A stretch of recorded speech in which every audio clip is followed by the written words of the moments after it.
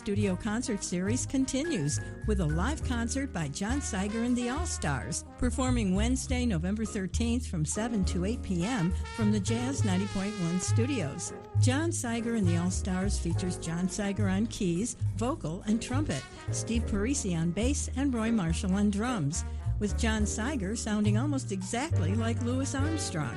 Be listening Wednesday, November 13th from 7 to 8 p.m. for John Seiger and the All-Stars live on Jazz 90.1, or listen online at www.jazz901.org.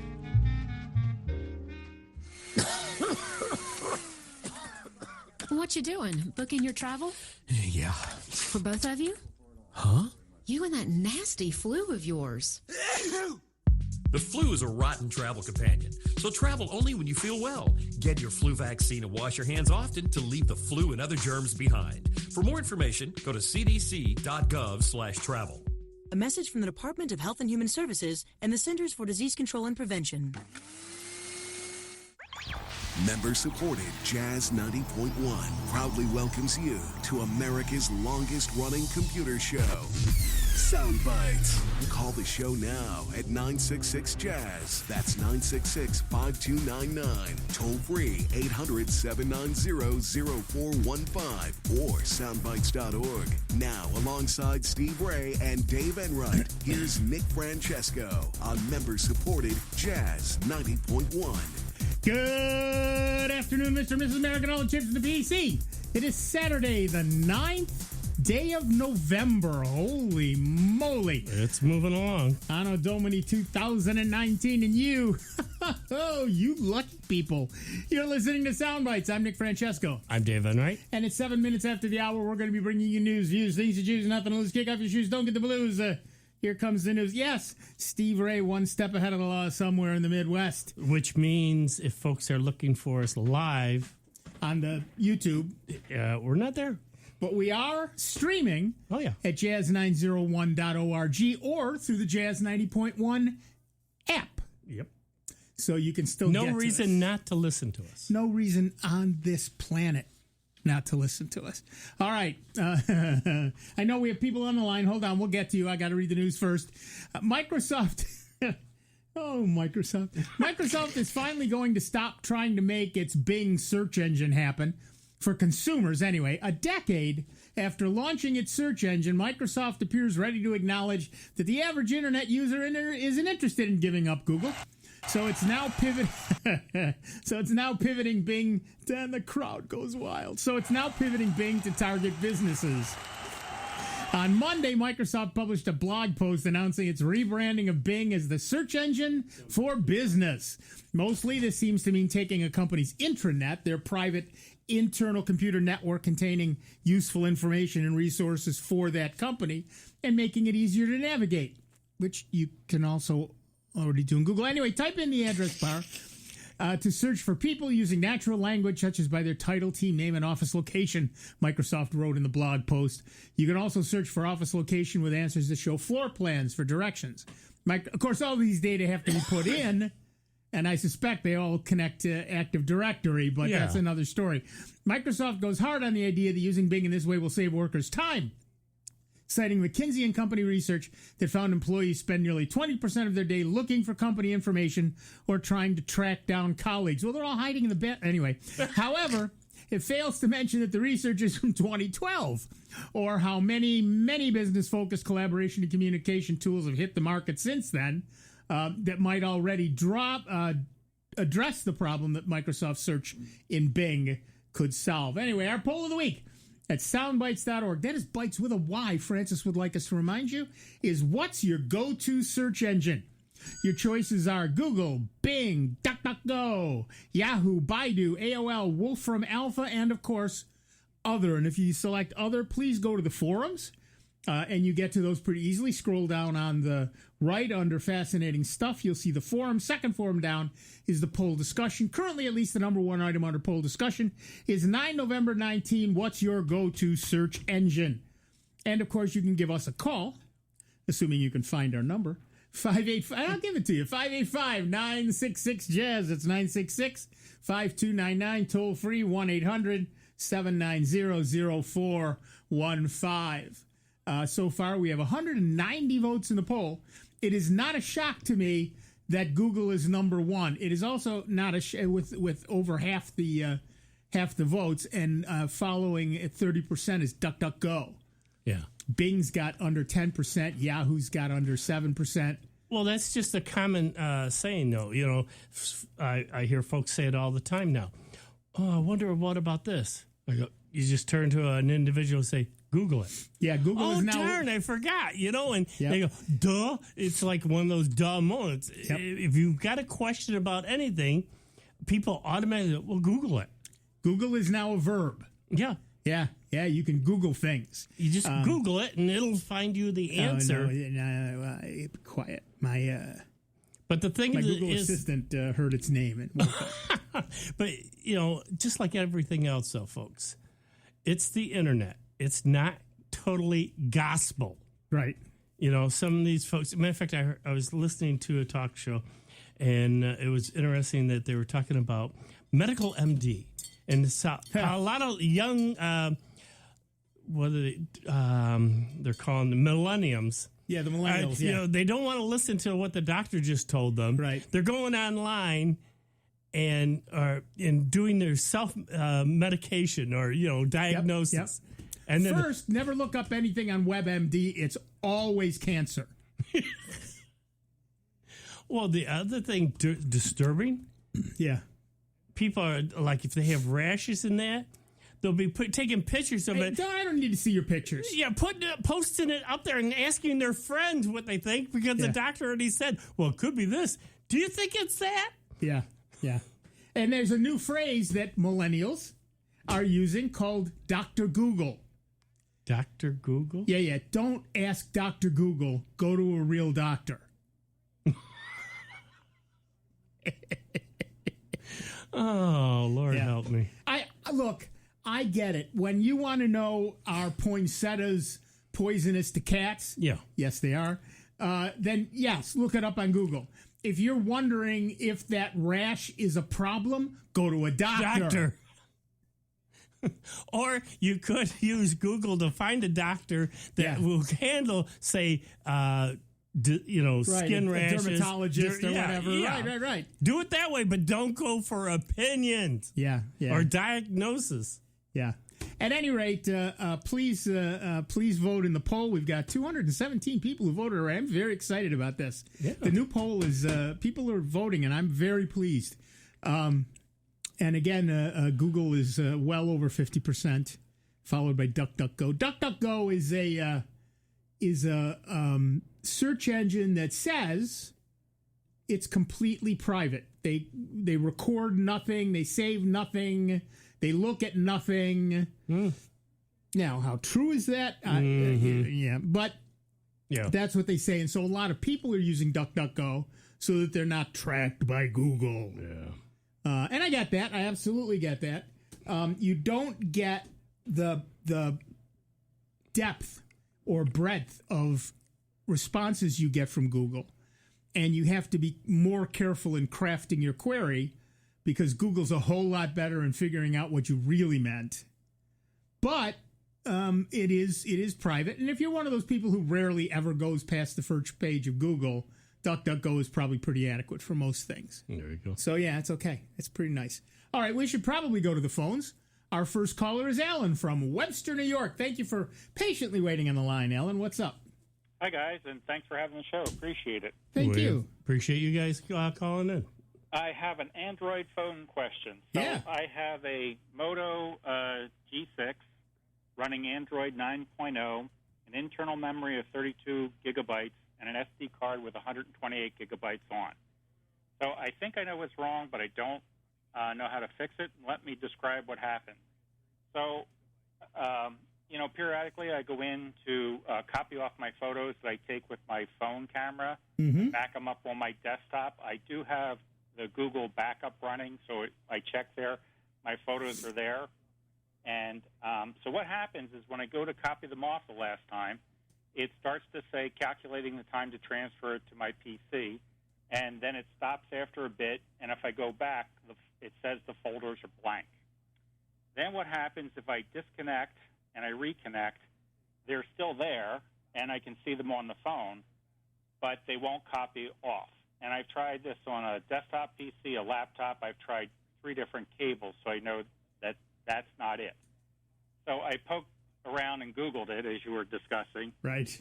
And the probable cause says it's a corrupted card. Mm-hmm. Now, the problem I have is when I put in the card, the phone's about 1.5 years old, I told it to use it as an emulated internal memory. Yep. Okay? So my question is if it was portable memory, I'd just pop it out and try and recover it and put a new card in. But I don't know what to do now in order to fix it. Can you transfer it from that internal card? You said you put a 128 meg SD card in? 128 gig, yes. It's using it as internal Right. memory. So now I move. Can you move it from the actual built-in memory to that internal card? Well, I moved the apps from the card to No, the not the internal apps. memory. No, the actual photos. The photos are on which device? The photos are on my phone, and they are on the SD card, but I'm not worried about the only photos I could recover them from the Google. Right. You know, they're backed up to Google.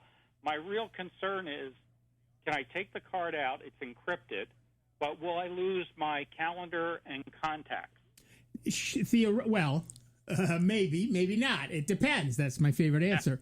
Yeah, I know. If you are using Google's contacts and calendar apps, I am. then you will not lose them because they are in fact saved in Google's cloud and only duplicated on your machine. So if you lose your machine, they're still there. Wait a minute. I guess I'm missing something here. Yeah. If he's using the internal card of the phone. No, he is using the SD card that he put in the phone. All right. So, yeah, the SD card, he should be able to just move. If they're on the internal card, which I think he said set up Hang to. on. The SD card is used when I put it into the phone. I have a choice of letting it be portable or as internal. Right. So it is used now as internal. But when I go look, I think I understand the pathway where things are stored. There were several apps on the SD card that I moved back to the internal memory. Right. But all my pictures and music, which I have backed up separately besides Google, is they're on the SD card. And my question is if I turn the phone off and pop the card out and put a new card in, I know my photos and my music are probably gone, but I could recover that from the cloud. Hold on. Let him finish his question. Right. So my real concern is that I don't care about, but I'm wondering about my contacts and my calendar. Right. And if you are using Google's, here's how you check. Yep. Excuse me. Go on to google.com. Hold this. Google.com/calendar or calendar.google.com. I think it's either. I went to my account, and I can see the photos, and I could see my calendar, but the events in my calendar don't show over the web. They do show on my phone, and I checked and made sure that it would refresh the calendar, but I don't see them up there. What I was going to say, just to back up for a minute. Yep. All right, you're saying you're going to, this SD card is corrupt, right? I think so. All right, what I would do, I believe there are some utilities that can try to repair and recover what's on an SD card. Yes. So if you pull the SD card out, yeah, it might, and try using one of these utilities, it might be able to recover what is damaged. It's sort of like in the hard drives back in the day, they'd sit there and do a check disk and then they'd mark an area bad. So that's what some of these programs can do is they'll mark the area bad and they'll just take that data and move it to another position on that SD card, because I know for a fact you're probably not even close to being full on that 128 gig. But I would try using one of those utilities to see if you can repair it. And then that way you could, if you can repair it, then copy it off to a new SD card. Right. But To talk about your other problem, if you go to contacts.google.com or calendar.google.com, you should see all those things. If you're not seeing them, then it is possible you are not using the Google Calendar on your phone. Right. In which case, the only way you're going to get those things back is if they're. It is likely that whatever you're using, the path that they're on is actually your real internal storage, not the 128 gig drive. Because unless you specifically went into your calendar app and told it, use this one, not that one, and specifically went into your contact app and said, use this one, not that one, it should not be a problem. Here's the other thing.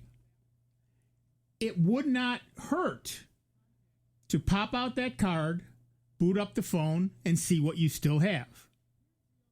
Because if it doesn't work, you can always just put the card back in and the stuff will be back. Yep. As long as you don't do anything to the card while it's out. Yeah, set it in a safe spot that it's not going to get static electricity or anything else. Especially now with the, we're closing up the homes and turning on the furnace. It's going to get dry in there. If you can, definitely, put it in some type of protective bag if you have any of those, and make sure it just doesn't get static electricity. Right. So the easiest thing to do at this point is pop the card and see what you have left. Again, that won't hurt anything. The second thing to do is, as Dave said, there are utilities that will repair or at least try to recover an SD card. But beyond that, I'm not sure what to tell you. And are you there? Hello? Hold on. Alan? Alan? Yeah, what happened? Did we lose you? I think we lost him. Okay. All right, hold on. Let me put you back on the air. Hold on.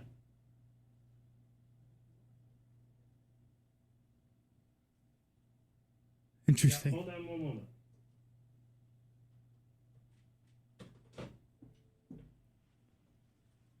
There, he should be back now. Are you there, Alan? Yep. Okay. Yep. You didn't like my question that much? Yeah, we hated you. Did you hear any of our answer? I heard most of your answer that I can pop out the card. It should be there in internal with the calendar and the contacts, so I can do that. Now, what I'll just go get another card, but I can pop that one out and try and recover it. Right. But when I put the card in, it said it was encrypted. Does that matter to the recovery utilities? It might. It depends on the type of encryption utility and the encryption that was used. I would suggest you go to Ease US, EASEUS. They have a data recovery program. It's freeware. Right. I think I already have it because it came with one of the cards that I bought. There you go. Like I say in this one. So I think I already have that. Alan, one other question for you. When you set this phone up, did you purposely, because normally you got to go through the menu systems and tell it to, say, any of your photos or anything else, save them off to the memory card? I believe so. Well, what he did was he made the memory card equal internal memory. Yes. As opposed to make it a separate card, which is why it's encrypted and why he may not be able to recover things from it. But usually in a lot of them, you have to tell it whether to save it on. Not if you make it internal memory. If you equate it with internal memory, then you don't do that. It's only if you have it as a separate card that you can then go in and say here, not here. Because if you equate it, then it's all it's just here. doing one volume. Okay. Right. Yeah. Gotcha. Right. And you see, when I look at it over the PC, it acts as one card. Yep. But when I look on the phone, it shows it separately. Yep. Right. And if I go into storage and I tap on the card, I have the choice of renaming it, ejecting it, or reformatting it as a portable. Well, give that a try, though. Yeah, Alan. you don't want to do that. Let us know, though. Yeah. Okay. The other thing you might try, just for grins and giggles, Heck yeah. try moving one or two pictures. I can move one picture. If I connect to the PC, I can move one picture, and then it says the folder is empty after that. So again, what I do mostly is I take pictures with my DSLR and I copy them to the camera or to the phone, and that still works. I can copy to, but I cannot copy from. Okay. Yeah. What you want to do is at some point when you set it up, make that a separate device and do it that way. But for now, pop it out and see if you still have your calendar and your stuff. The other thing is to make sure you're using Google's calendar because I made sure of that, but I don't see the events, and I checked and I refreshed it and went through all that. So I don't understand that, but I really don't care. I can copy off the few appointments that I have, but it's the contacts that I'm concerned Well, about. take out the SD card, the 128 gig. Take that out. Boot the machine up. Matter of fact, when you take that card out, throw it in, say, like an envelope, a regular white envelope, because then that way no static will get to it. Yeah, and just try booting it up. The other thing to do is before you do any of that, go to contacts.google.com and see if your contacts are in fact there.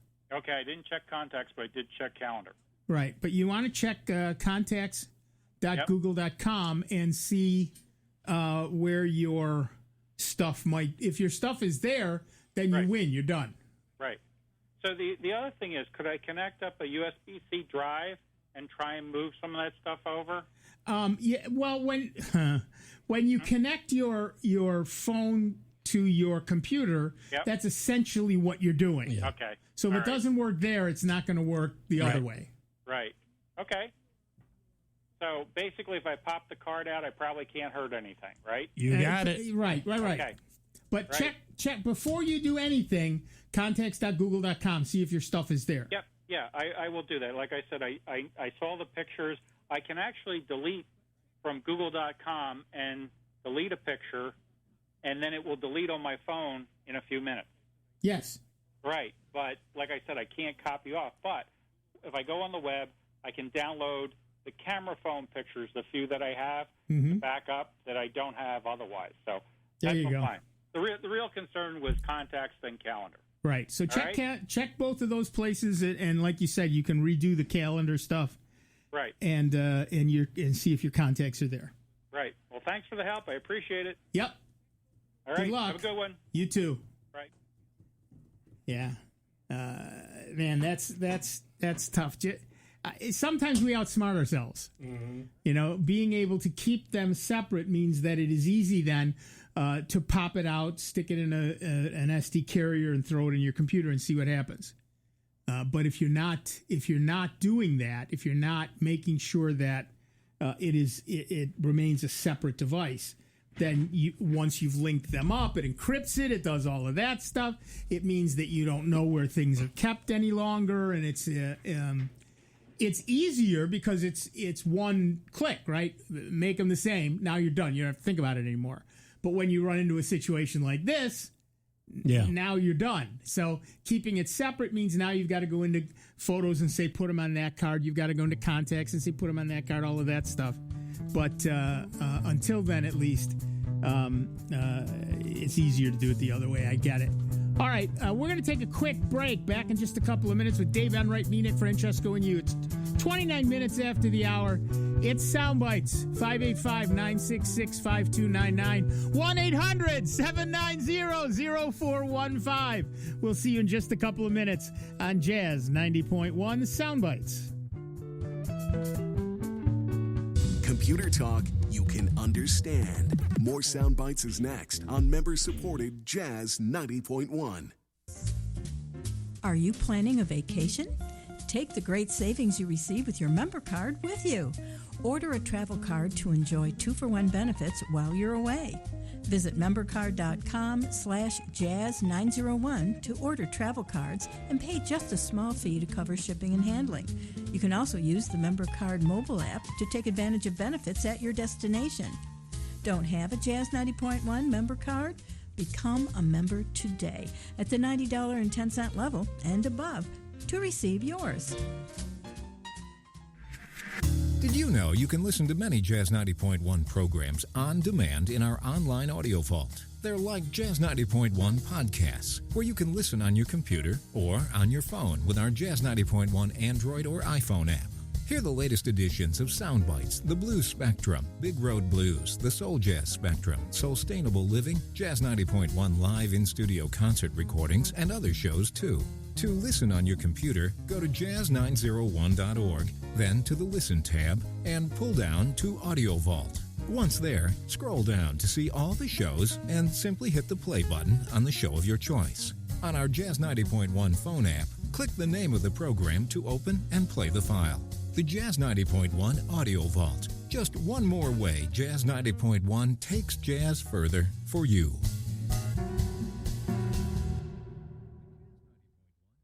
Hey, it's me, your cell phone. We need to talk about something serious. I know you love me, I know you like using me wherever you are, but I feel like this isn't working out when you're driving.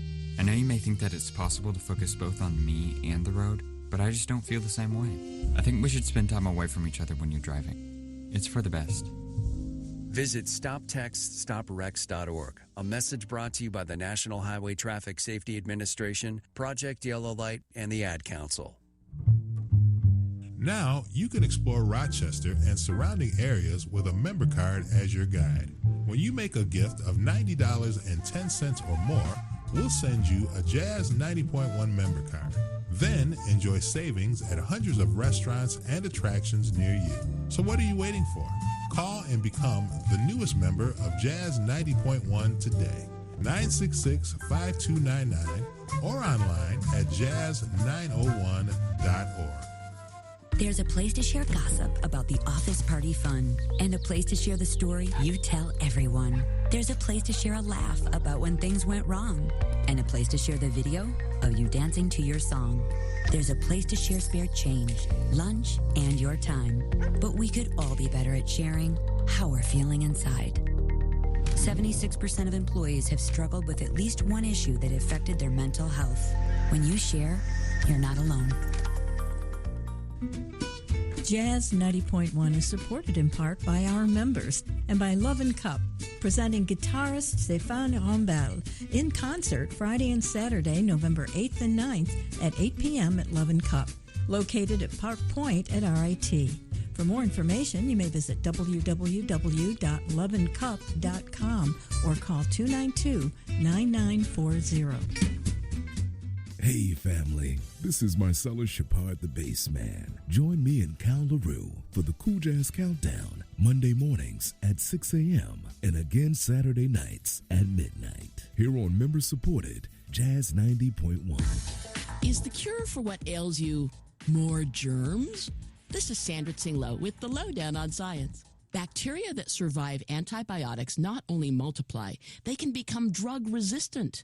And drug-proof infections kill 23,000 Americans every year. Enter Helen Spencer from Great Ormond Street Hospital and her international team. When a lung transplant patient developed a drug-resistant infection, they tried a groundbreaking approach. Bacteriophages, or phages, are viruses that can infect and kill bacteria. But Spencer is the first doctor to use phages against deadly bacteria inside a human. Her team edited the phages' DNA to make them lean, mean bacterial killers. These special ops phages were specially trained to kill the specific bacteria inside the patient. And it worked. Once treated, the patient's wounds finally began to heal. These trained assassins could be a new and powerful weapon to combat antibiotic resistance. Scientists are hard at work developing unique phages for different types of bacteria. So not all microscopic creepy crawlies are gross. Some could save your life. The Lowdown on Science is produced by LDOS Media Lab in partnership with the University of California Irvine Science Communication and 89.3 KPCC, and made possible with the generous support of the Fuse Family Foundation. Here's the latest Jazz 90.1 weather forecast. Not as cold today, but not as sunny. The high temperature into the upper 30s here in Rochester for your Saturday, with a mostly cloudy sky and the breeze out of the southwest. Clouds will remain in place for the night tonight. The overnight low temperature into the low 30s. Tomorrow, a mild southerly breeze will turn a little bit busy. We'll find a lot of clouds, maybe a shower of rain or wet snow around early on. The high in the middle 40s. I'm meteorologist Josh Nichols for Jazz 90.1. And currently right now we've got partly cloudy, mostly overcast skies. 36 degrees out at the airport and 40 degrees here at member-supported Jazz 90.1. Hello, this is Paul Conklin. Join me early on Monday mornings from 1 a.m. to 6 a.m. on member-supported Jazz 90.1. Welcome back, everybody. I'm Nick Francesco. I'm Dave Enright. And at 35 minutes after the hour, we are Sound Bytes. And we have a couple of online questions and somebody on the line. So let's, or rather, text questions. Steve texted in and said that the audio stream is up on YouTube. So that's well done, Steve. Somehow, from a mesa somewhere in the southwest, he managed to get connectivity, and he's on his way. So somebody texted in, and I'm sorry I don't have names at this point for those things. And somebody asked how do you run Android on a laptop? They have specific apps they want to run, there are depends on whether or not you're in Windows or excuse me, an Android. If you're on, and I'm in the process of putting this online. I'm sorry, I find it difficult to talk and type at the same. I'm walking through gum. Slough. But if you are using Windows, then you can download BlueStacks at BlueStacks.com. If you are using Android, you can run Anbox, A-N-B-O-X, Android in a box, from anbox.io. And if you are running a Mac, you can download BlueStacks 2. Now, in every one of these cases, you have to understand that this is not entirely full Android environment. You should be able to run most apps. If you have an app that requires some sort of phone resource, like making calls, you're certainly not going to be able to do that. And there are some few Android apps that will not run, and that's just, there's nothing that can be done about that. They look for specific phone resources. For example, your GPS or those kinds of things. They're just never going to run. But in general, you should be able to run most, for example, games and most apps on a PC using either BlueStacks or Anbox, and I will post those. It seems to be you need something called Arc Welder, and that's available in the Chrome Web Store. It's the app runtime for Chrome. I have to look that up more. I'm not as familiar with the Mac as I am with other things. It looks like this is a Mac repurposed as a Chromebook. Ooh! Now that I say that, I have my daughter's original Mac, which I could turn into another Chromebook. Ooh! No, BlueStacks 2. You want to use BlueStacks 2, which you should be able to load. So I'll just put the links to those two, BlueStacks and Anbox.io, are, even as we speak, being published to our website at soundbytes.org. So if you're looking to run Android apps on your computer, that should do it for you. As for the second question, 5-year-old Mac Sierra. wants to know if they should update it to Mojave. I'm going to let Steve call in on that one if he's still listening, because I don't even know if a 5-year-old Mac will take Mojave.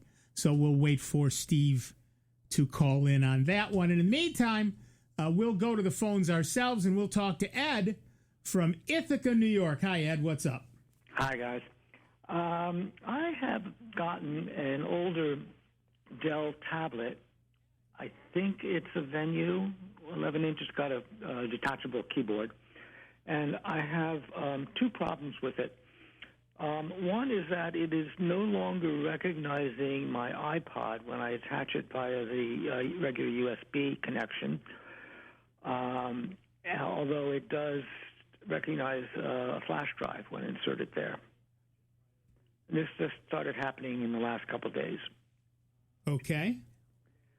The second problem, which I think is independent, is that if one of the batteries, there's a battery in the tablet and a battery in the keyboard, if one of those drops to zero or close to zero, it doesn't transfer to the other battery, so it just stops working all of a sudden. Right. Okay, so all right. Okay. Let's take the second one first, because that's an easier troubleshoot at the very least. If one of the batteries drops to zero and it turns itself off, yeah? Yeah. Okay. If you then detach it from the keyboard and turn it on, does it come back on? If the keyboard battery dropped to zero, then it does come back on. Oh, so it's if either one drops to zero, then it shuts itself off. Oh, that's interesting. But you can see both batteries when you look at the battery app. That's right. And this is running what? Windows what? 10. 10, okay. So you can see both batteries, but if you let them drop to zero... Okay, so... all right. This may not be the easy solution you'd like it to be, I think. Okay. What happens is there is circuitry in there that's supposed to do that switching. It may well be that the circuitry is damaged, and if that is the case, and that could be as simple as one of the connectors, right? Because when you click this thing together, that's magnetic, but there's a series of contacts. That's right. Right. So first, make sure that none of those contacts are in any way blocked. Oh, okay. Right. There may be a piece of smudge or dirt or dried ice cream. I don't know what you know what I'm saying. Right. Something on there. Make sure that's all clean. Don't use anything abrasive to clean it, but make sure those are all clean and that you're getting good contacts, because the way that works is you have a series of pins that cause the batteries to be shared, but you have another pin that says I'm out, use the other one. And if that pin is either damaged or, well, it wouldn't be a pin, it'd be a contact, but if that contact is damaged or corroded or whatever, then that's not going to work anymore. Sometimes if you take for the contacts, a simple thing like a pencil eraser, and make sure you dry it off with, say, a towel so it's good and dry, and then try rubbing it on the contacts. Mm-hmm. That'll quite often loosen any stuff up, whether it's even grease. Sometimes grease and residue from your hand can build up and cause not to contact. And then if you take a dry cloth and just kind of lightly wipe off where you had that eraser, just so no residue of the eraser is on there, or just blow it off and try that. Okay. Yeah. Now, as for the other problem, does not recognize the flash drive. It does recognize the flash drive, doesn't recognize the iPod. That's right. That's and it did. And of course it did. Right. And it's not even, the iPod isn't even showing the battery's charging. But it's Windows, and it just probably did a recent hold update. On. The iPod doesn't charge anymore? No, it does when I connect it to like a USB charger on a wall outlet. but it doesn't show that it's charging when I connect it to the tablet. Do you? Is this USB-A? It's the standard, like quarter-inch wide. Yeah, the original USB. Yeah, okay. Do you have more than one of those on your tablet? No. Okay. If you can find another device that charges from USB, plug that in. It may well be that has been that the charging ability has been damaged. And what that tells me is that USB port in the keyboard or in the computer? It's on the tablet part. The tablet part. What that tells me is there may be an issue with the tablet battery itself. Mm-hmm. Could be. The battery, huh? Yeah. Could be. Okay. Yeah. But, a venue is not a new machine. Right. And I'm not, I honestly don't know. I would call any of the, is it a venue 8 and 11? I think it's an 11. Okay. The 11 Pro? I don't know, and I can't figure out how to find it. I know it's got an Atom Z3775 processor. Yeah. Even if it's a Pro, it's from 2014. So, it's, I would call around there a number of really lovely, reputable vendors and repair groups around town. So I would make contact with at least one of them and see if they will at least take a look at this thing. Okay. The Dell 11 Pro they're all atom powered. So it's an excellent machine. Yeah, I like it. But like I said, it's 5 years old, Mm-hmm. and so there you kind of are. It does everything I need it to do when it's working properly. No, and I get that. I absolutely get that. I'm on your side with that. If it ain't broke, why in God's name do you want to pay money to fix it? Right. I get that. All right, but that's really the best at this point I can tell you, and I'm sorry. Okay, well, thanks so much. Yep, good luck. Hey, bye. Okay, bye-bye. That's... it's the way it is. Yeah, it is the way it is. And I have to say... well, like you were saying, though, if those USB ports, what people don't understand, and pulling stuff in and out, just like you can damage a USB drive just on the way you...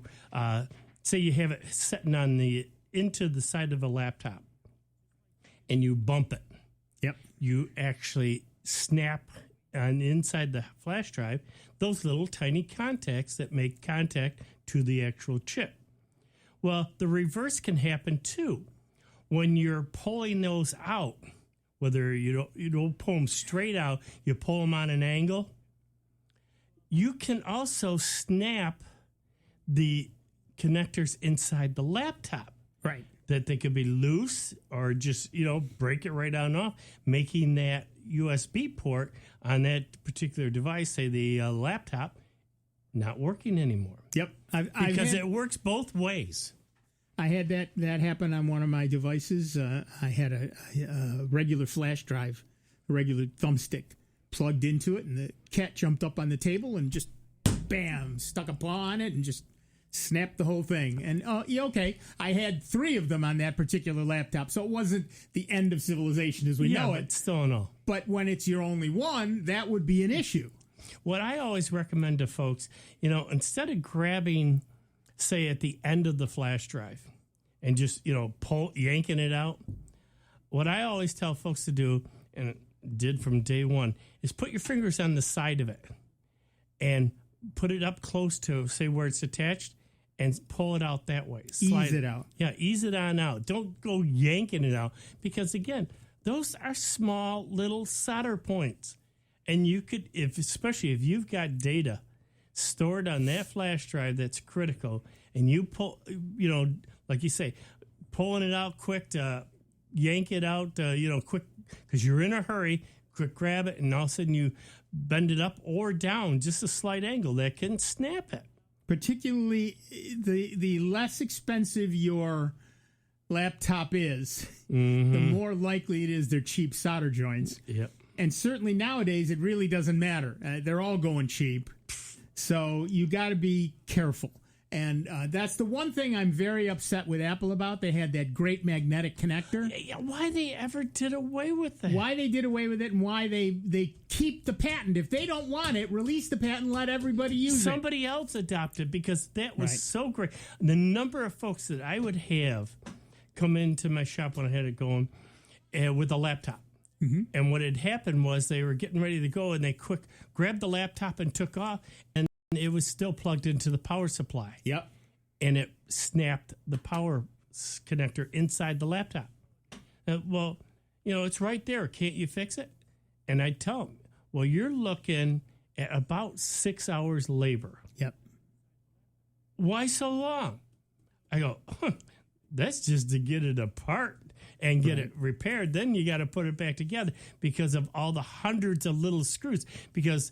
Well, and on top of that, if you're going to unsolder a multi-layer board and solder something else onto a multi-layer board, I personally would not want to tackle that problem. I'm sorry. Oh, I did it a number of times because... but it's a pain in the neck. Oh, like I said, the folks... Well, it's right there. Yeah, it's on the underside of the board. So you've literally got to take that whole laptop apart. The board has to come out, and you got to flip it over to then get at the joint that you can unsolder. And then resolder something in. Yeah, and I did it, what was it? I'd say about 3 or 4 times because, folks wanted... Matter of fact, one time the guy was very embarrassed because he had just bought this brand new 17-inch HP laptop. Yeah. He set it down by his car. No. Yeah. And he stepped on it. And we had to take it apart, we had to replace the screen, and I had to replace, because he caught the corner, replace the power connector in the thing. That's painful. Brand new. I mean, this thing wasn't more than 2 weeks old. We had a faculty member who came in. At least he was honest. God bless him, he was honest. He said, I've broken my laptop. I said, what'd you do? He said, I left it on top of my car. Well, at least he was honest. Half of them come in and say, I don't know. It's in pieces. What do you mean you don't know? At least he was honest. God bless him. Yeah. So I didn't even, I said, okay, here's, lesson learned. You're not getting a third one. This is how that works. Well, you get a third one when you pay for it. Right. Your department has to pay for the third one. I'll give you this one. But I always try to award honesty, reward honesty. But they're very fragile. That's why I tell people all the time, and I'm a hypocrite because I didn't get it for this one yet. I tell people all the time, get the extended warranty if it's a laptop. If it's a desktop, okay, shoot the dice, right? Yeah. But if it's a laptop, you're going to bang it around, you're going to drop it, you're going to step on it, you're going to do whatever. Get the extended warranty. Mm-hmm. It will pay off in the long run, I promise you. It's and that's something that we did at RIT. We always got a 3-year warranty, if not a 4-year warranty, every time. So when the guy said I left it on my car, I was able to just send it back to the vendor and say, need a replacement under warranty. Well, it's just like our place. We just got all new tablets. Yeah.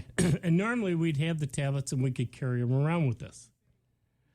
Well, they decided this time, since they're brand new tablets, and to mitigate, any further damage, they've got them now in mounts. Oh, they're mounted, yeah. Into the vehicle that you can't take them out. Well, that's a pain in the butt. Yeah, but at least the screens, when I was exchanging them, the screens and the different shatter patterns. Yeah. From people, carrying them and, it slipped and it dropped. And but yet they're still booting it up. And no. So to mitigate that, they wound up putting them, well, this is going to be a pain in the butt, but probably they have less damage though. And what I'm still concerned about is the cold's okay, for these tablets. Right. But come summer, they're going to get overheated. The heat. Yeah. Yeah. don't have to run the air conditioning all the time in the vehicle. Right. Even when they're off. Well, unless you can put them in a shed somewhere. Well, at night it's not an issue. It's Yeah. during the heat of the day that because that's and the as whole long as thing. you crack a window. Yeah,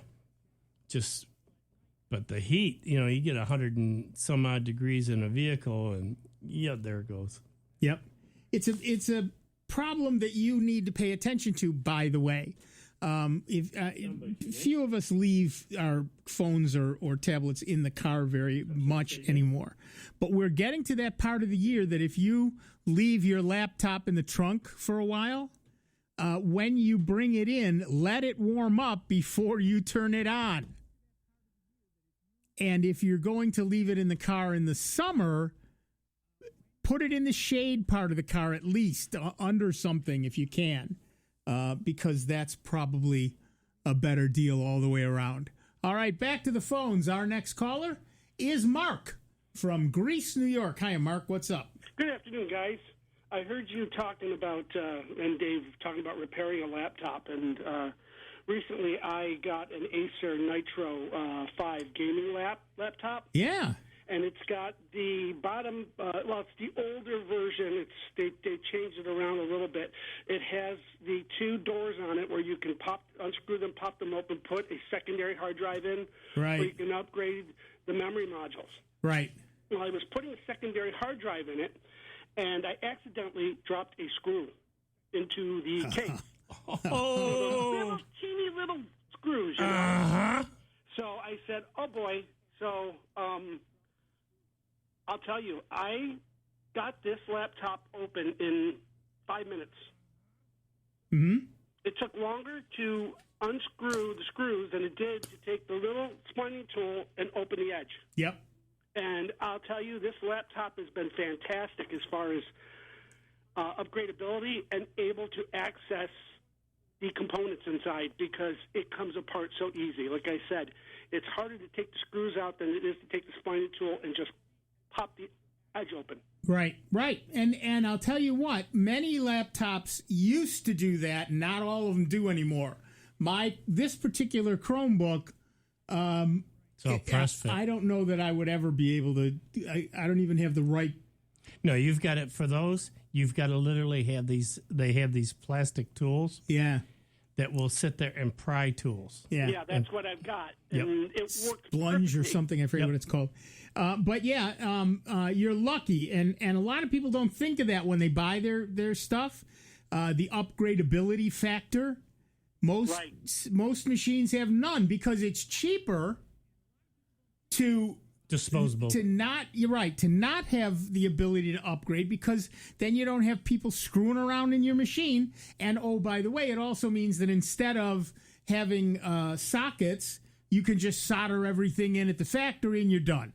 Right, and what this laptop came with is it came with a PCIe solid-state drive, a 256 solid-state drive in the PCIe slot. Right. And then it has a regular SATA slot, and that's where I put the secondary hard drive in. Right. And it was so easy. It was just so easy, and I can get up to 32 gigs in this thing if I want to in memory. Yep, and most of them don't allow that anymore. When I got my laptop, one of the things I looked for was the ability to change the hard drive because I got and I admit it, a very cheap laptop, and it came with 64 gig drive. The first thing I did was replace that with a 250 gig SSD card. Right. And then put Linux on that. So now it flies. But yeah, if you don't have that ability, then you're kind of stuck with what you're stuck with. And that's what my wife. I ended up getting it for like $600. It was normally $800 on sale because they were putting the new ones out, and the new ones didn't have the upgrade slots in them. Right. You had to take the whole back off. It still had the ability, but you had to take the whole back off, the whole bottom off. I mean, so she asked, "Why is it so thick?" I said, "Because it's a good laptop." Yeah, right. Exactly. All right. Thank you very much. We gotta take a break. That's the end of the first hour. Don't go away, however. We've got a whole nother hour of this nonsense coming. You can give us a call at 585-966-JAZZ. That's 966-5299.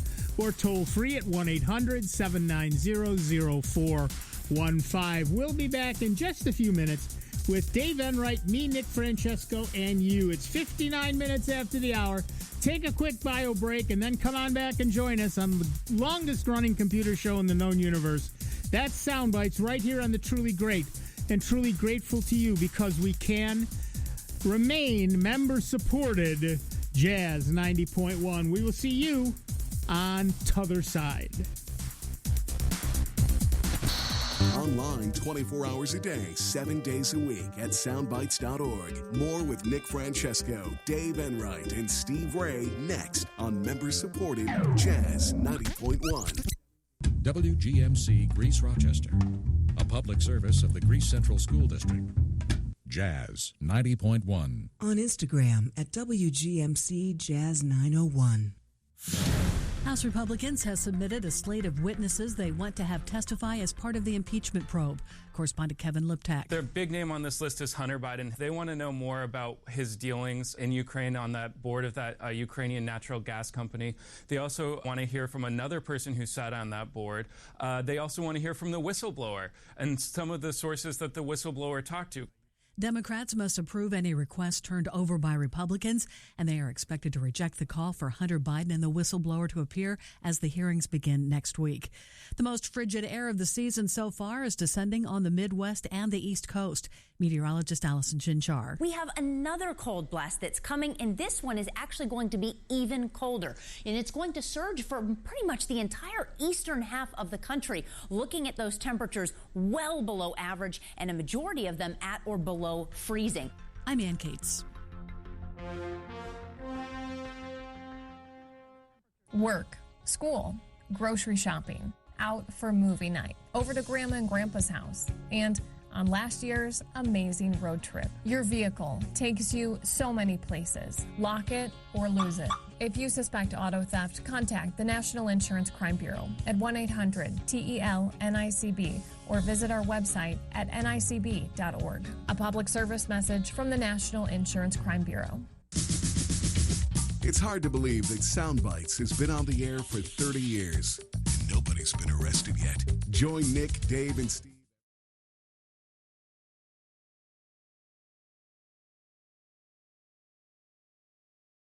For you. In addition to challenging high peaks, scenic trails, and fresh powder, New York offers some of the most affordable skiing in the Northeast. And with 50 downhill ski centers spanning the state, there's a ski area for you just a short drive away. Plus, with a host of other attractions and seasonal activities, New York State is the perfect winter playground. For more information about New York State ski areas, dial 1-800-CALLNYS. That's 1-800-CALL-New York State. Or visit the I Love New York website at iloveny.com. Another great season of skiing. Find what you love in New York State. From beautiful blooms to vegetables and everything in between. Join me, Melinda Myers, and listen to Melinda's Garden Moments to find out how you can become an expert gardener right in your own backyard. Thursdays at 1:40 p.m. and Sundays at 11:40 a.m. Only on members-supported Jazz 90.1. I don't want to talk about it. I don't want to talk about it.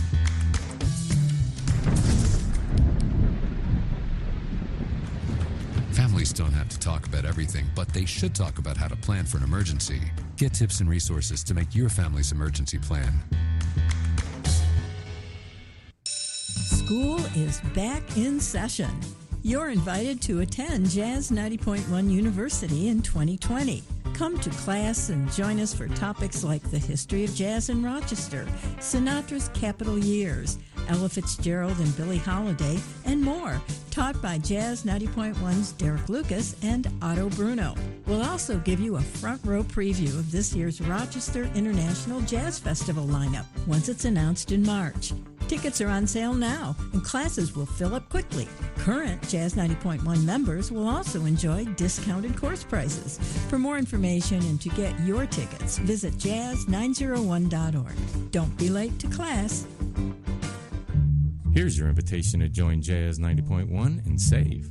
With the Jazz 90.1 member card, you get 2 meals for the price of one at restaurants locally and across the nation. Dine at dozens of local restaurants and save money, all while supporting Jazz 90.1. Just use your member card a few times and you'll easily recoup the cost of your membership. Ready to become a member of Jazz 90.1?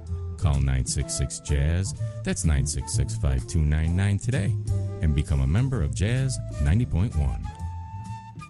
Welcome back to America's longest-running computer show, Soundbites, on member-supported Jazz 90.1. Get online now. Call 966-JAZZ. That's 966-5299. Toll-free 800-790-0415. Or submit your question by email at soundbites.org. Once again, here's Nick Francesco, Dave Enright, and Steve Ray on member-supported Jazz 90.1. Welcome back, everybody. I'm Nick Francesco. I'm Dave Enright. And at 6 minutes after the hour, we are hurtling headlong into the second hour of the longest-running computer show in the known universe. That's Soundbites. And I know that Harry just gave the numbers, but I'll give them again. 585-966-JAZZ. That's 966-5299. Toll-free, 1-800-790-0415. And you know what? Instead of reading the news, I'm going to tell you the tale of my new Chrome. Oh, go ahead. One, just so I think this must be Steve answering. I just texted him that question. Yeah, he said no to Mojave. High Sierra should be okay. Should have at least 8 gig RAM and an SSD for Mojave on old computers. May need a high power USB port to charge the iPod. Oh, that's for the other question. So he's answered 2 questions. One, the person with the 5-year-old Mac Sierra cannot move to Mojave, but they could move to High Sierra. Yep. And the problem, the iPod was working and now is not. So I think we have the same issues that we had before. So that's all right. But I think instead of reading a news item, I will tell you the story of my new Chromebook. Oh yeah, you were going to share you. Yeah. This is one of those questions that should give heart to everybody all the time. This is my new. Oh, I can't show it to anybody because there's no thing. I have a new Acer Chromebook. The Asus, not Acer, Asus Chromebook Flip C434T, actually TA, I believe. And I did a lot of research. I need a new Chromebook. Both of my old Chromebooks, the one I bought and the one I won, were well past their life. Oh, that one they had in here each week was ancient. Well, they're both 5 or 6 years old. 6 years old. At least. And so, yeah, they're done. And so I thought I got to buy a new one. So I went and I looked. I did all my research. I was seduced by the Pixelbook Go, but I thought, well, it didn't let me. The thing I didn't like is it didn't let me. It had no SD card slot. I really didn't like that. So I got the Asus Flip, which can flip around and be a tablet. I'll never use. But it does have a touchscreen, which is nice. Don't ever say never. Yeah, I know. But it has a touchscreen and it has a micro SD slot. I've got a 64 gig SD in there, and it's all nice. So I bought the thing. I got it on Amazon, and because I couldn't find one locally. I may not have looked hard enough. I admit that, but I got it on Amazon, and they delivered it in a day, and it worked great. But it lost its charge overnight. Yeah, so you were saying that. So I charge it the next morning, would work great all day, lose its charge overnight. It made me crazy because it would hold its charge all day, but it would lose its charge overnight. When you're not using it. When I'm not using it. And it's plugged in to charge? No. I don't leave it plugged in 24/7 because that's not good for the battery either. There's a bunch of things that aren't good for a battery, but that's a separate story. So I called up Asus and I told them my story, and they said, look, you've had it for 3 days. We'll replace it. We'll just replace it. We're not even going to ask a question. Just here's your case. I said, okay. So they said, where did you buy it? I said, I bought it from Amazon. They said, we have to call Amazon. But here's your case number if they give you any questions. So they gave me a case number. I dutifully wrote it down. And I called Amazon. And the lady was very nice, and she said, but we have to check with ASUS to see if there's an issue. I said, here's my case number. She said, you have a case number? I said, yes. She said, okay, let me just verify the case number, and we'll move that right along. So about a minute later, she gets back on the line. She says, everything's fine. Here's what we're going to do. We're going to send you out a new one. Mm-hmm. And I'm going to email you the return label. Yep. When you get the new one, put the old one Put in. the old one in the box. You have 30 days to return it. So right now, I actually have 2 Asus Flip Chromebooks. But the thing of it is, though, if you don't return the second one, they charge you me for get it. charged for it. That's So what folks have to realize. Yeah. Don't think they forget. Yes. They don't forget. So I waited a few days to make sure this worked. But I had a revelation. Uh-oh. Not 40 minutes after I hung up the phone. You see, when I'm done with the Chromebook, even if I use it for 5 or 6 hours and I recharge it and everything else, when I'm done with it, I don't have a lot of space on my desk. So I close it, I unplug it, and I slot it down on the floor next to me, next to my chair. And I've been doing that with my other computers for years. Well, when I slot it on the floor right next to my desk, I've been putting it on the power button. So clearly it was turning on when I set it down. I don't see it because the power button lights up, but there's no light on the other side. Right. And draining the battery overnight. Now, in my defense, I have the laptop I was just talking about that I put the new hard drive in, put Linux in, is also an Asus and has exactly the same configuration with exactly the same volume rocker bar and power button on the side. And I've been putting that right in the same slot for 3 years, and it's never once turned on. But clearly this button is a little weaker or a little cheaper more sensitive. or a little more sensitive. And so I was turning it on overnight. And I felt like an idiot. But by the time I figured this out, I already had the return address information. They already had all the information on my laptop. I'm just going to send it back. I'm just going to send it back. Just in case. I feel like an idiot, though. Well, just in case, though, that wasn't the full problem. Right. There could be, just because you're doing that still seems, even because the way your sleep habits, you don't Well, I don't sleep. You don't sleep that often that, having it run overnight, if it was fully charged. Yeah, it shouldn't. It was really only 5 hours. I sleep about 4.5 hours a night. Yeah, and then if you're pulling that out and pulling it up, that should last a lot longer. Yeah. So I think there was other underlying issues. Yeah, it's very possible that there was indeed something else wrong with it. But anyway, it's done now. How many hours should this last? They say 10. I've got 1, 2, 3, 4, 5, half a dozen tabs open right now. I've used, in the last hour, I've used 10% of my battery, and it says I got 12 hours left. So it really shouldn't have drained him. You're right. I shouldn't feel as bad as I feel. No. But it really I think there's some other issues, and you discovering that, okay, what you could do, so you can still continue to do that, is if you've got a slot that you're putting it in, what I would suggest is go to like Home Depot. Yeah. You know that foam padding that you can get for lining around windows? Yes. The stripping? You get a strip of that. That's not a bad idea. It's sticky, so you can cut it to length, put it in that slot. That way when you drop it down in, it's padded. Yep. In fact, what I thought of doing, and I really don't have to do this, is 3D print something that had a hole for the power button.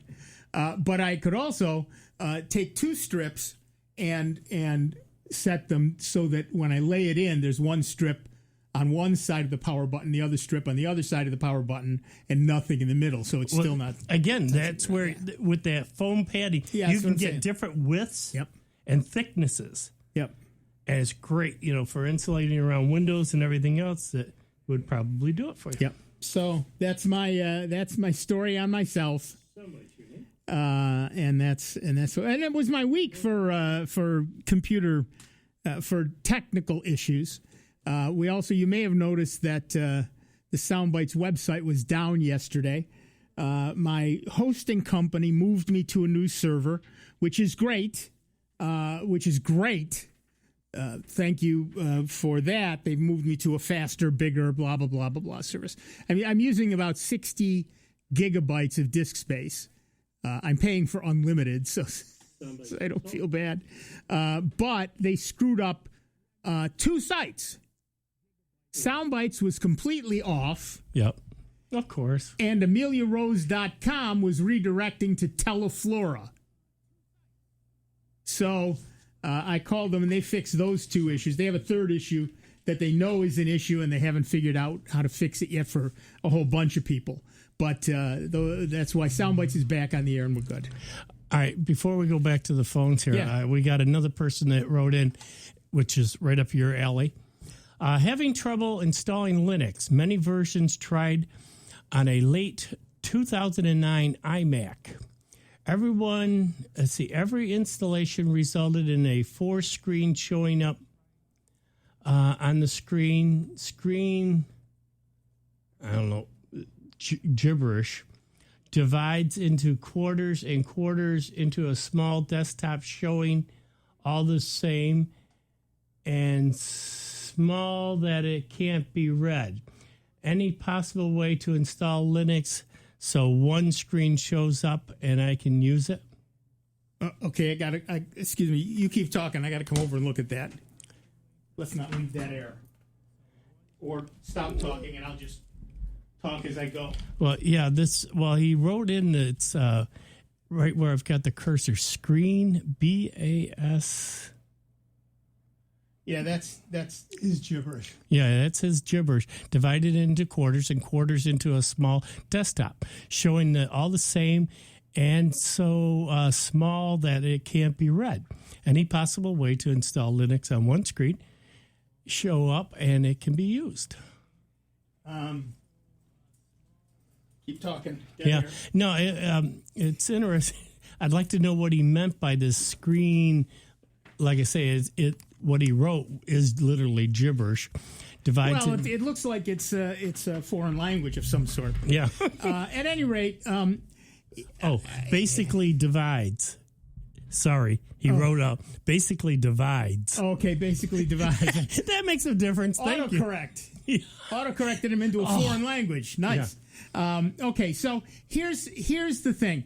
It depends on what version of a 2009 iMac should still be an Intel machine. It should be a Core kind of Duo. I mean, if it's depending on which one it is. I hope he texts. I would rather he would call in. Is it the stand up? Is it a real iMac standing up kind of thing? If it is a desktop, you mean? Yeah, desktop. Thank you. If it's a desktop, then it should handle everything. I mean, it's going to be an 8 gig at least machine. Even 4 gig is fine for Linux. That shouldn't be a problem. So what it sounds like is it may be the version he is trying. There are a number of I'm hoping that he's going to tell us whether it's a desktop or a laptop. Linux Mint should work just fine. Ubuntu, the various flavors of Ubuntu should work just fine. You may have a problem. You may have a problem with Red Hat or CentOS. You may have a problem with some of them. But I know that I personally have helped people put various flavors of Ubuntu, Linux Mint, and a couple of others. But those are the big ones. On Steve wrote in and said video card drivers. Well, that's what I'm thinking. And in general, whichever video card it thought you had, you don't have. So one of the things to do is to look at the specifications. It's a desktop. Intel Core 2 Duo, 4 gig, ATI Radeon 256. There you go. So if it's a Radeon, One of the things that happens when you install Linux, most versions, is you get a screen at some point that says, do you want to use some variation on the phrase non-free software, proprietary software, etc. It's a phrase like that. What happens is there are drivers for Linux for Radeon and NVIDIA cards. For the most part, they are not open source. They are not free. They are free to use, but they are not open source. So you can't go in and change them around. So most versions of Linux, when you install them, assume you want an all open source system. Although they give you the choice to use proprietary or non-free or closed source, one of those words, software. If you say no to that, then it does not load, in this case, the Radeon drivers. It uses an open source equivalent, which may not work well for that video card. So as you're going through the screens, read each one of them. Don't get click happy. Right. And when you get to the one that says, do you wish to use non-free or proprietary or closed source or whatever software, say yes. And then it will load those closed source, non-free, proprietary drivers that will let the screen work correctly. So that's the thing. That's the thing to try when you're loading Linux. All right, now we can go back to the phone. Now we're back to the phone, and our caller is Steve from Greece, New York. Hi, Steve. What's up? Well, good afternoon, gentlemen. I have 3 questions, so tell me to shut up when I've taken too much time. Shut up, Steve. Okay. See you next week.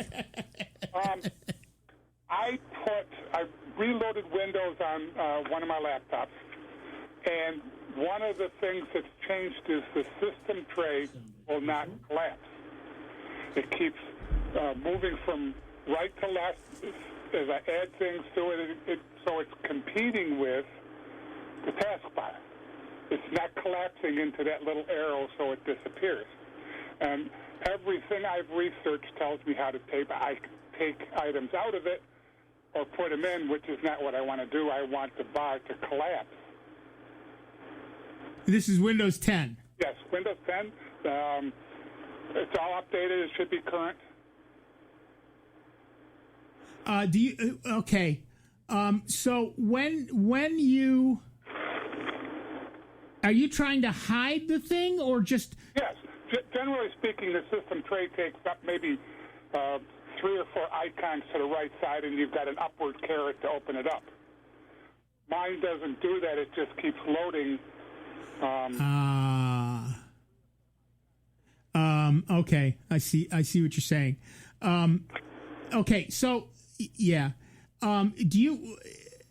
First thing to do is you can go into your notification settings and say you don't want all icons in the notification area. Okay. So when you add an icon, you can decide to turn it on or off in the notification area. Right. So some you don't ever need on, right? Because there's, for example, there's one for Microsoft Outlook that just tells you it's loaded. Who cares? I've got about 8 or 9 icons in the whole thing. Right. But they just keep working right to left. Yep. And so you can go into the notification settings in your settings, go into notification settings, and one of the choices is select which icons appear on the taskbar. And you can turn some off. You can turn off the volume or the mouse or a VPN Outlook, anything. For example, the Windows Defender notification icon, maybe you don't want to see that all the time. That's not. I think you're misunderstanding my question. I have it down to a few icons, but it's not collapsing. You know, it's not the. Basically, if you look at a Windows 10 screen, you might have 3 or 4 icons in a system tray showing. Right. But when you push the up arrow, up caret, then you've got all your notifications. Right. It's not hiding. It's not going down to your form. Oh, it's not collapsing. Yep. And in other words, he's seeing the couple there, but then when he clicks on it to expand it, to see them all, it won't recollapse down to just to seeing the two. Interesting problem. Next question. Yeah. Okay. No, that's not Windows 10. That's not Windows 10. Give me a second. Is it? No, that's not Windows 10. It's not really the quick access thing, is it? No, that's something different entirely. Wouldn't it be the Task Manager window? If you have all system icons turned on, which I don't. Yeah, that would do it too. So you've got it's all the wrong answers. Here, that's my job. That is, you're very good at it. Give me the right answers. You're very good at it.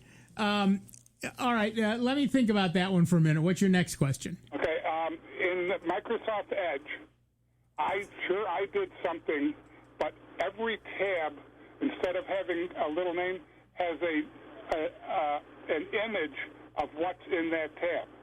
So it's taking up, on the smaller screens, it's taking up, 20%, 30% of the screen. Right. And I have no idea what I did, but I've got an image of the screen versus the tab that you're used to. How am I doing? Hard ones?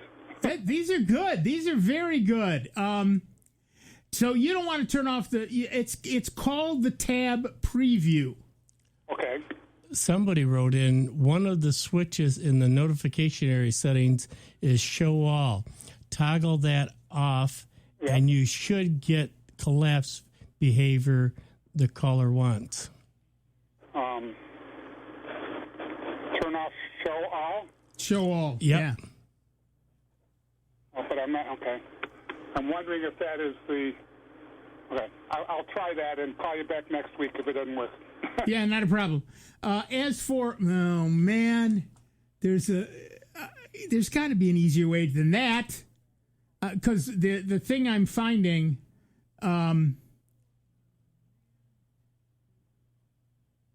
okay, so you go... Okay. No, that's images in the whole thing. You want tab... It's called the tab... I think it's called the tab preview bar. And you should be able to... Yeah, I see it. Yeah, it's called the tab preview bar. And you should be able to click on... In the tab preview bar... Right. At the right of the open tabs is the plus sign, and then next to it an up arrow. Okay. And that up arrow, click on it, or it might be a down arrow and click on it. Right. I forget which it is. Anyway, one of them turns on the tab previews, and the other turns them off. There you go. Simple as all get out. There you go. And last thing, I realize I'm running out of time. I am going to change a Windows XP laptop, a Windows 10 laptop, and I want to dual boot Linux and Cloud Ready.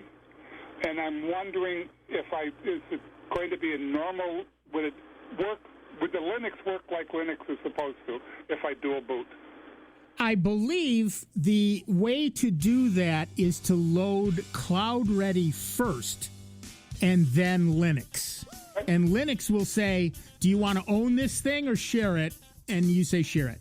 Excellent. Thank you very much. Yep. All right, we're going to take a quick break. Back in just a couple of minutes with Dave Enright, me, Nick, Francesco, and you. It is 29 minutes after the hour. We are Soundbites right here in the Truly Great. And truly grateful to you because you're the reason we're member-supported. Jazz 90.1. Before you call into our show, please make note of the following rules. 1, turn your radio down. 2, turn your radio down lower. 3. Remember, nobody has invented a good-sounding speakerphone yet. Don't use them. 4. Make sure you have a point. It makes for a more interesting show. 5. Calling does not guarantee you'll get on the air. No whining. 6. If you do get on the air, please do not tell the host what you just told the screener. We don't care. And 7. Is that radio turned down yet? We hope this will make for a more enjoyable program, and we thank you for your time. It's America's longest-running computer show. Back to more sound bites with Nick, Dave, and Steve. Next on member-supported Jazz 90.1. Official WGMC contest rules are available online at www.jazz901.org. Jazz 90.1 is supported in part by our members and by Love & Cup, presenting guitarist Stéphane Rambel in concert Friday and Saturday, November 8th and 9th at 8 p.m. at Love & Cup, located at Park Point at RIT. For more information, you may visit www.loveandcup.com or call 292-9940. What you doing? Booking your travel? Yeah. For both of you? Huh? You and that nasty flu of yours. The flu is a rotten travel companion, so travel only when you feel well. Get your flu vaccine and wash your hands often to leave the flu and other germs behind. For more information, go to cdc.gov/travel. A message from the Department of Health and Human Services and the Centers for Disease Control and Prevention.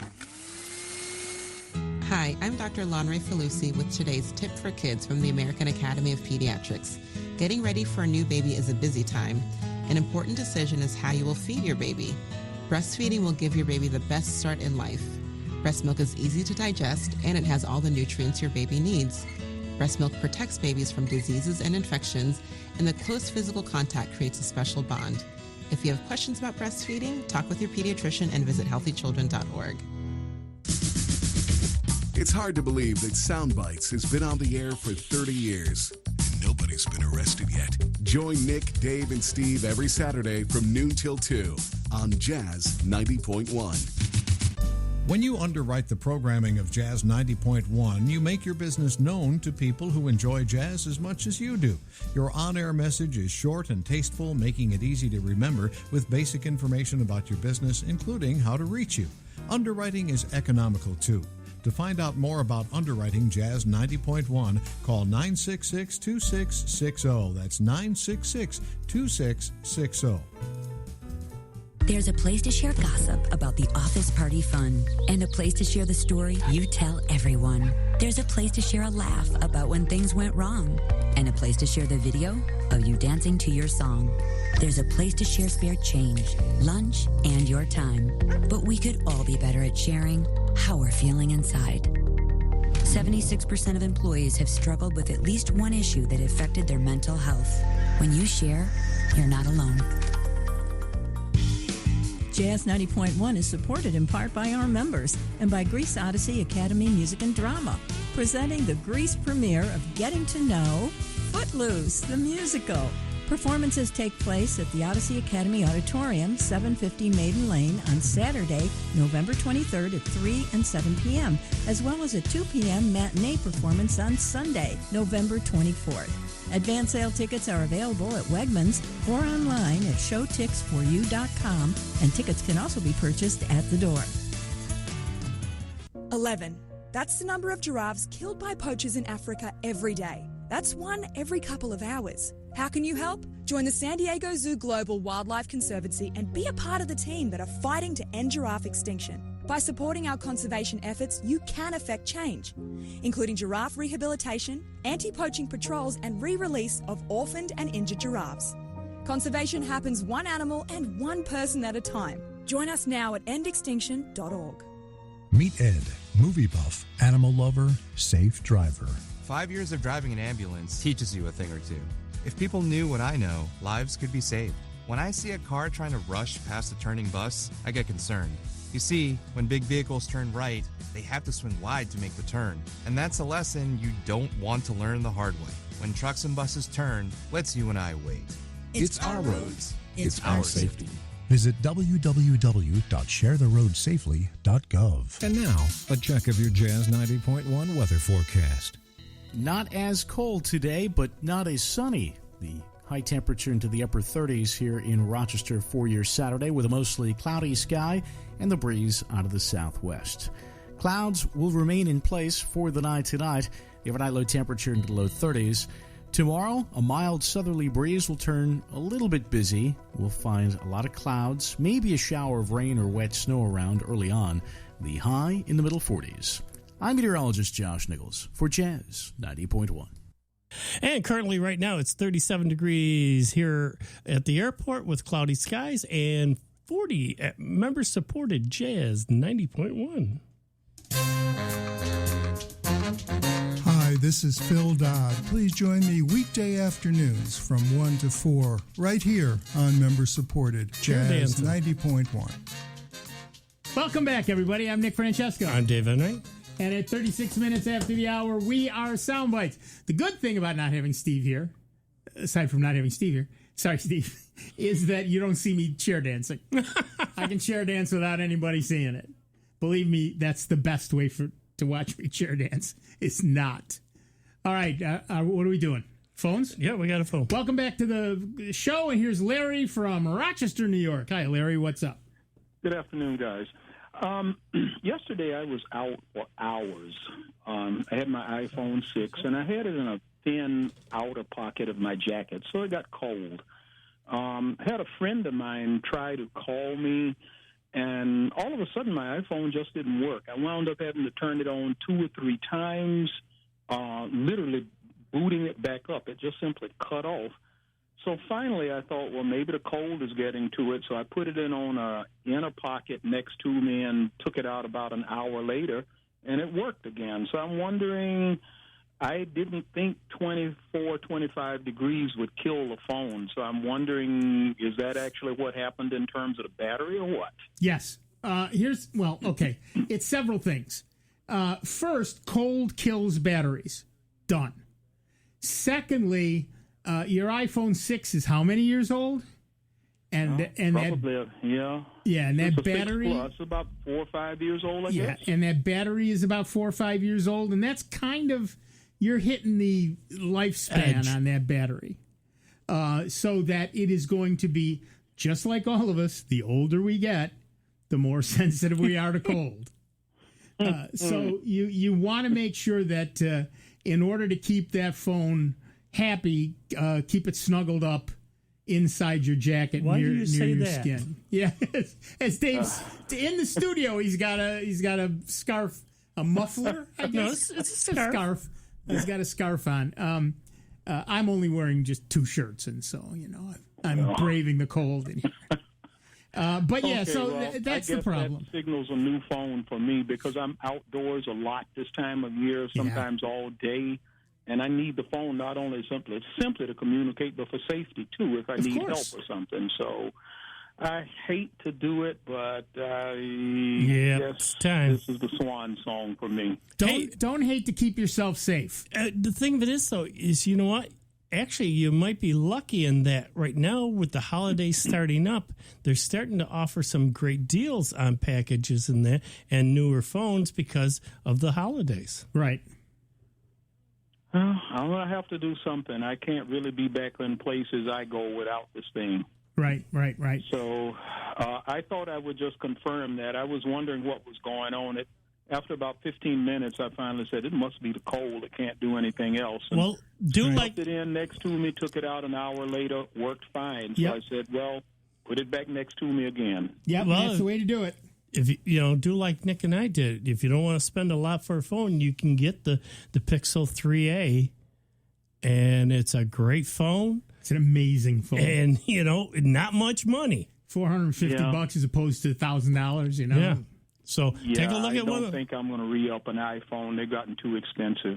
Yeah, and they're lovely phones. They are great phones. They also, Apple is very proud of them. And you can buy a $1,000 Android phone or $1,200 Android phone if you want to. But if you're willing to wait an extra quarter of a second when you save and it literally is that much time when you save a picture or whatever. The 3A or the 3A XL is half the price. Yep. And it's a great phone. And one other nice feature about it is, unlike the rest of the phones, I don't care whether it's Apple or Android, they don't throw on all that bloatware. You literally load on the phone what you want. Yeah. It's a very Apple-like experience. Well, now, will it integrate into my Apple universe, if you will? I would do some research into that, but the theory is yes. You can load of course, it's not iTunes anymore. It's all the iTunes pieces now. Right. But theoretically, those all work the same on an Android phone as they do on an iPhone. But I would check that out, and maybe Steve will text in on that as well.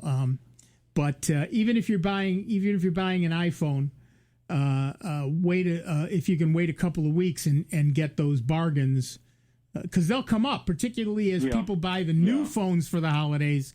Their old phones will be available. Now, again, you don't want a 5-year-old iPhone. Steve wrote in, iPhone 8 is $450. There you go. And is that the latest? No, the 11 is the latest, but the 8 is a couple of years newer than the 6. I see.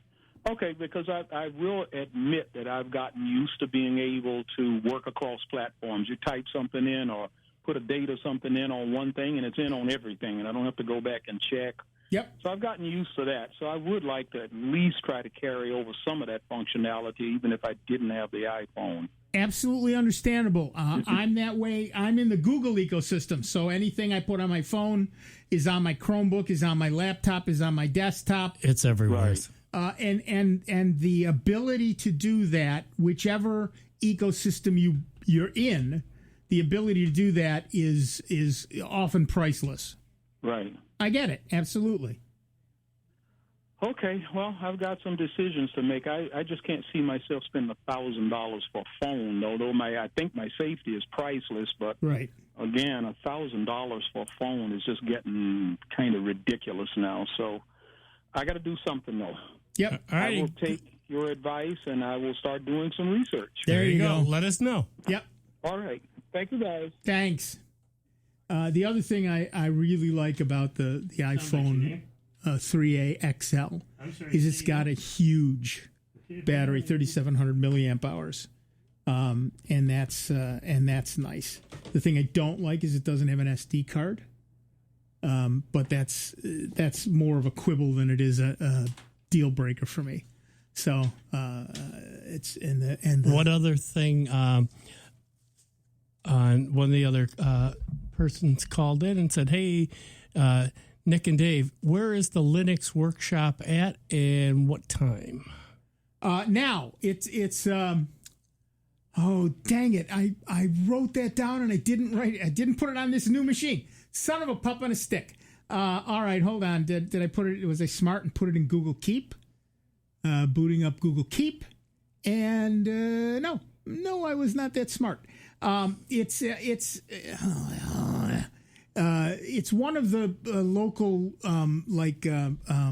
the makerspace kind of thing.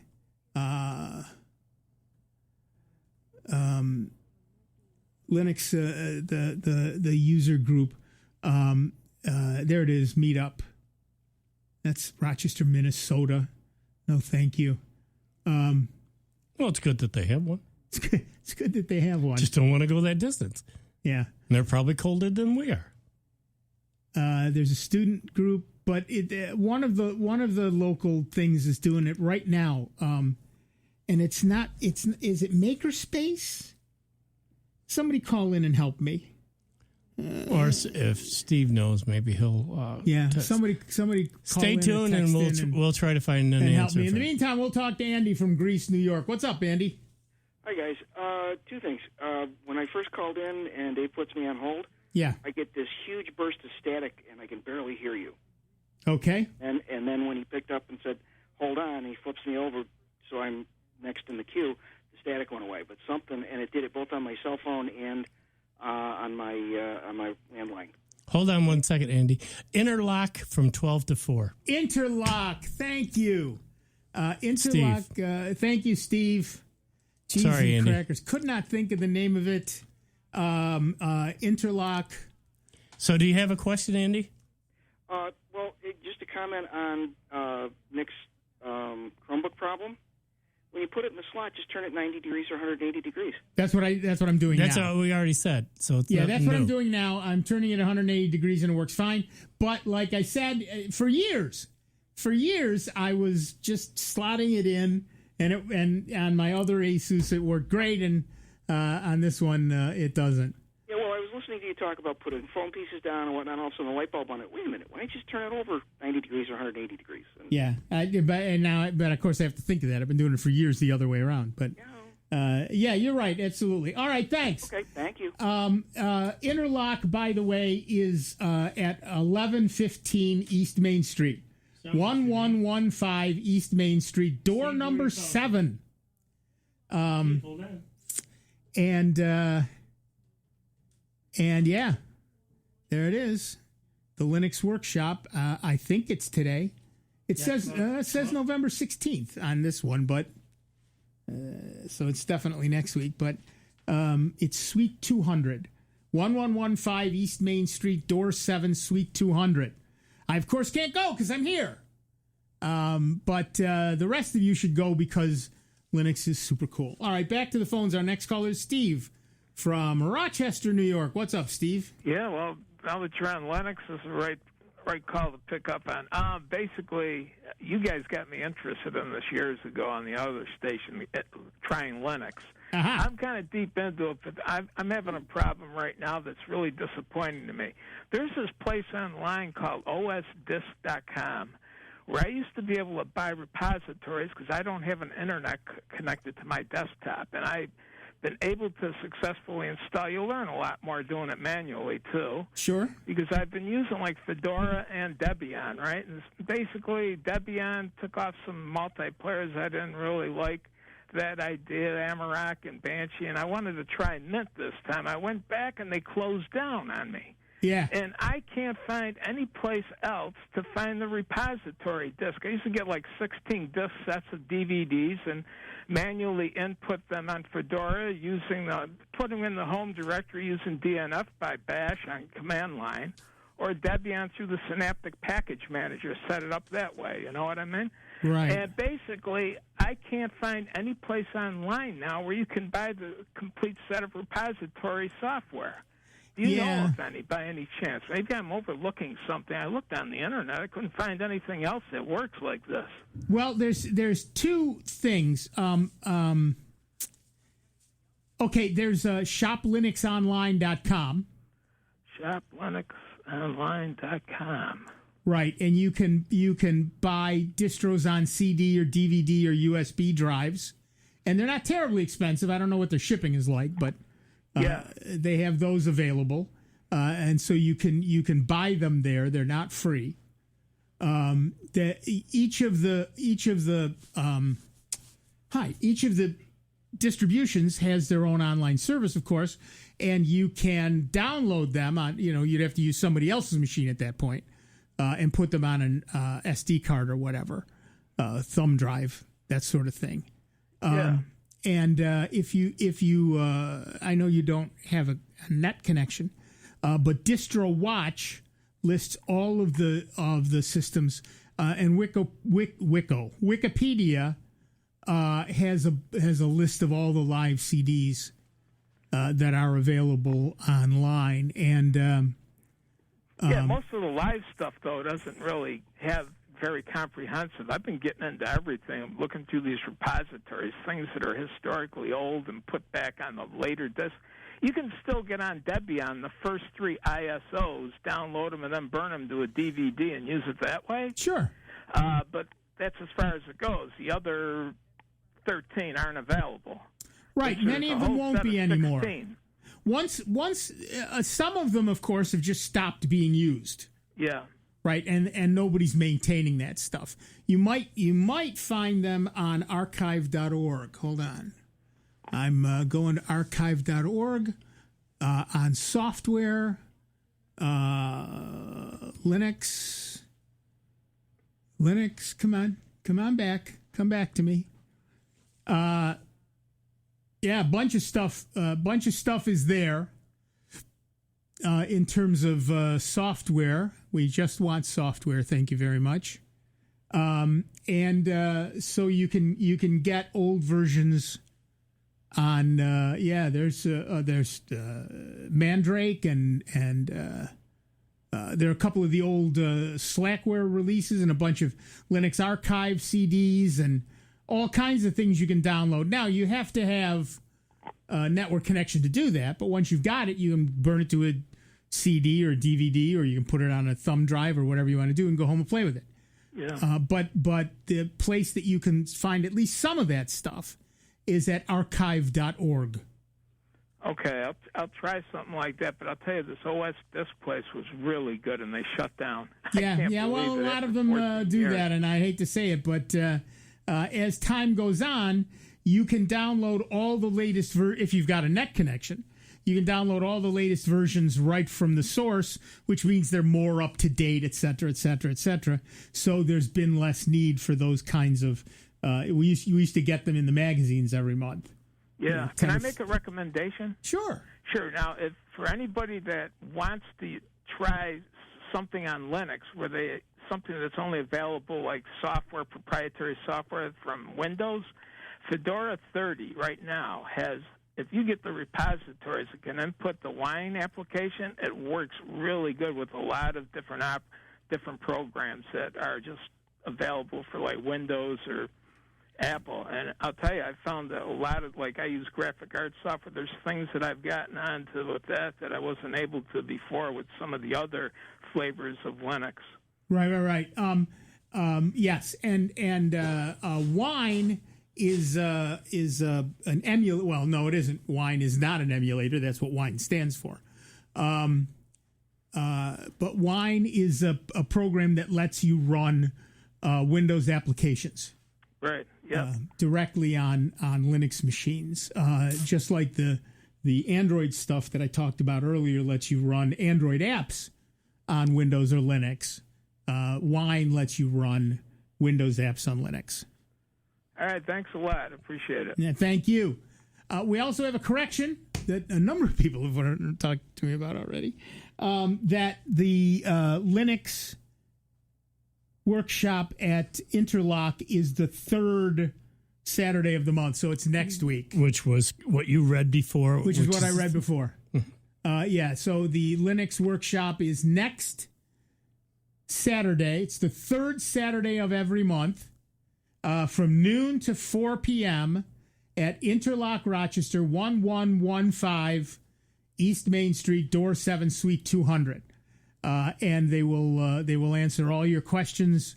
They'll fix your problems, answer questions about Ubuntu and FOSS. If you've got a laptop or I suppose a Raspberry Pi, or you just want to lug your whole desktop in with you, bring it with you, and they're happy to help you out right there where it is. Really good people doing really good stuff. I wish it weren't on a Saturday from noon on, because I'd love to go myself. But there you have it. Maybe I'll forego the thing I do after the show and stop in next week after the show. You never know. But yeah, so if you're interested in Linux, and here's a hint. You should be. Stop down to the to Interlock next Saturday, and the Interlock Hackerspace. Well, that's my whole problem is I've been getting, because of Raspberry, the Raspberry Pis, I've been getting more into it, which is Linux, and trying to learn the pseudocode. Oh yeah, pseudo commands and everything else, because when I built this one Raspberry Pi, I set it up for some of the folks who will understand this, an all-star node. Sure. And it's literally connecting all over the world. But that forced me to learn, with the help of Jim there from RIT, a lot of the pseudocode and everything else, and SSHing into it. I mean, I was a total novice to all this, and I took a crash course. Now I want to learn more. But the problem is there's not enough hours in a day. Well, that's right. That's one of the problems that we all have. We all love to learn stuff, but we all don't have enough time anymore. But yeah, if you're interested in Linux, the best way to learn it is to check out Interlock Rochester. And that's it. We're done for another week. I want to thank everybody who called in. Thank you. We got a lot of challengers today. That was nice. I like that. A good variety. Yeah, it's a really very nice. good variety of calls. Really nice. And thank you, Steve, for keeping an ear open for us during the show. We appreciate that. Hope you get back from the Badlands of the Southwest for next week. And thank you all for listening. We're delighted and grateful that you're joining us every week. We are very pleased and proud of all of the people who were kind enough to become members during the last pledge drive. Thank you all so much from the bottom of our hearts. We'll be back next week with a whole lot more of the longest running computer show in the known universe with Dave Enright, probably Steve Ray, me, Nick Francesco, and you. It's 55 minutes after the hour. It's Sound Bites. It's member-supported Jazz 90.1. See you in 166 hours.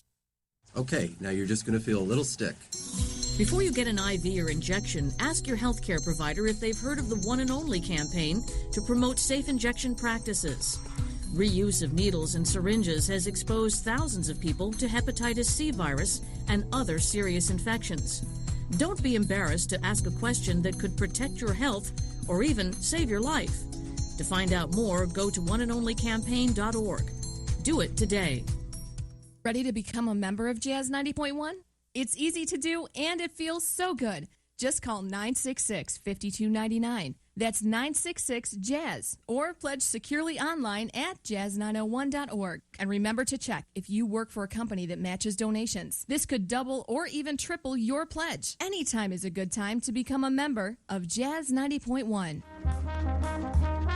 Jazz 90.1's live studio concert series continues with a live concert by John Seiger and the All-Stars, performing Wednesday, November 13th from 7 to 8 p.m. from the Jazz 90.1 studios. John Seiger and the All-Stars features John Seiger on keys, vocal, and trumpet, Steve Parisi on bass, and Roy Marshall on drums, with John Seiger sounding almost exactly like Louis Armstrong. Be listening Wednesday, November 13th from 7 to 8 p.m. for John Seiger and the All-Stars live on Jazz 90.1 or listen online at www.jazz901.org. Official WGMC contest rules are available online at www.jazz901.org. Here's another